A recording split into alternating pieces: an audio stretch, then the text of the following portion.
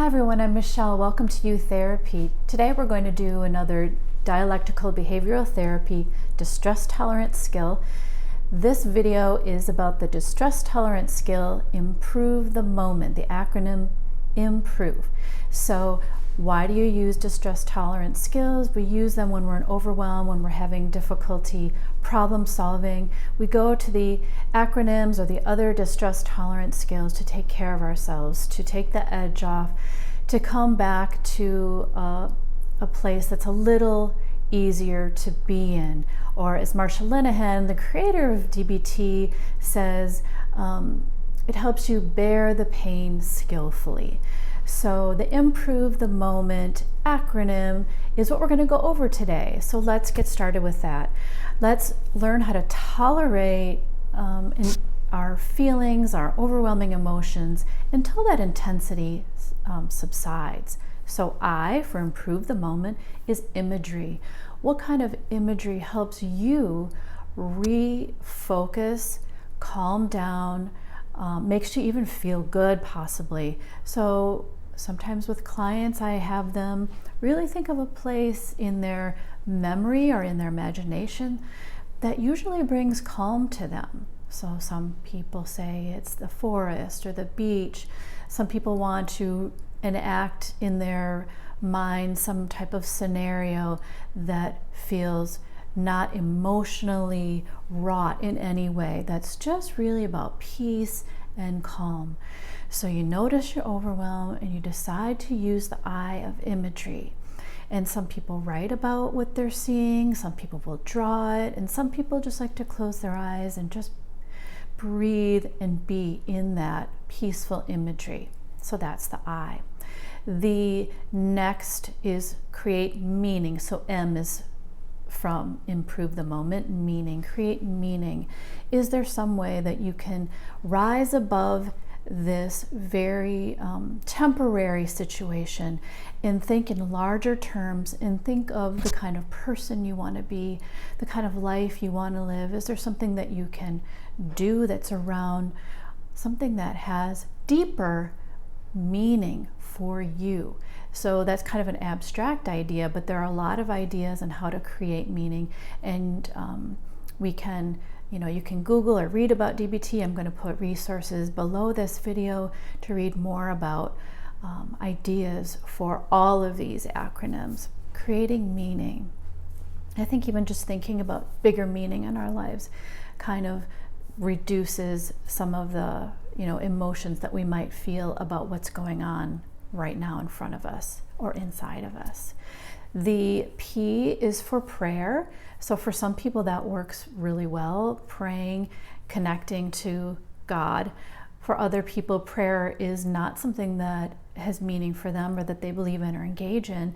So the P for prayer can also be meditative, if that's something that you do, connecting to something bigger than yourself. So for some people, it's whatever community they're in, the family that they're in. For some people, prayer is actually really just communing with nature and being with nature in some way. Prayer can also be connecting to your inner wise mind and accepting what's there from your wise mind. And so prayer can mean things that aren't religious, or it can be a religious type of thing if that's something that works for you. So really be sure that you're being honest and true to yourself. Prayer or meditation or whatever connection helps you feel you're part of something bigger than yourself. The R is relaxation. So finding ways to relax. And some people will say, my problems are so huge, my pain is so huge, you're telling me to relax. That's impossible. Well, this isn't about saying you need to be blissed out right now, but it's about finding ways, even when you're just at your wit's edge and so jittery, but still finding ways, even if you have to do it with clenched fists to begin, to find what means relaxation for you. Is it smelling something that's peaceful? Is it getting into an Epsom salt bath with lavender? Is it reading some inspiring work or just reading fiction, perhaps? Maybe it is doing some gentle stretches or yoga. So at first it will be very difficult to relax, but this is about choosing something that means relaxation for you instead of getting lost in the spinning of the emotions and the thinking around those emotions. The O is one thing. What is one thing you can do in this moment for yourself? So can you devote your entire self to one thing right now? And it could be a lot of different things. It could be a hobby. It could be writing a letter to someone. Maybe you'll send it, maybe you won't, depending on what the letter entails. One thing, mopping a floor, doing sit-ups. The choices are endless. And I would love to hear in the comments what your ideas are for one thing in the moment that helps you focus and calm down. Remember, with all of these, we choose something that is not going to cause harm to yourself or to anyone else. V is vacation. Now, most people can't just buy a ticket in the moment of overwhelm and go away somewhere, but we can take small vacations. We can take them in our mind and in our imagining, somewhere that we've longed to be.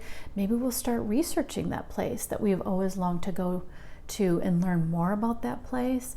Maybe taking a vacation is going into the bedroom for 20 minutes, getting into the bed with, maybe it's glossy magazines, lighting a candle, playing really soft and peaceful, joyful music, or maybe it's intense music, rowdy music, something that works for you. This is about being true to yourself. So yes, take ideas from other people and try them, but don't force yourself to be something that you're not.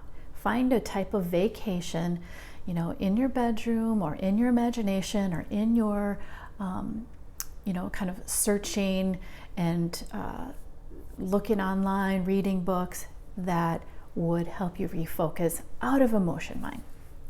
And the E is encouragement. Encouragement is self-supportive talk.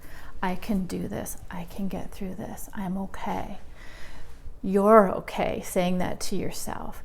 So encouragement is always important when you're experiencing distress.